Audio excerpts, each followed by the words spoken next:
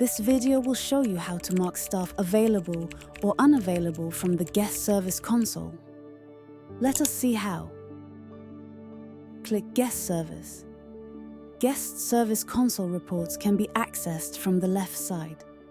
Click on Staff List under Staff Management to view all the property staff. This will open a list of all staff working on this property. Use the filters to search based on job type or staff details. Use the status column to make a staff member available or unavailable for the day. Under Status column, use the toggle to make a staff available or unavailable.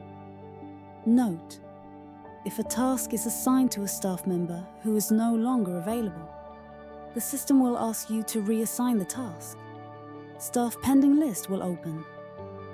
Under Assignee, click Change. This will open a list of all available staff. Select the staff you wish to assign this task to. Click Unavailable. This will automatically save the changes made. This brings us to the end of the video on how to mark staff availability in Guest Service Console.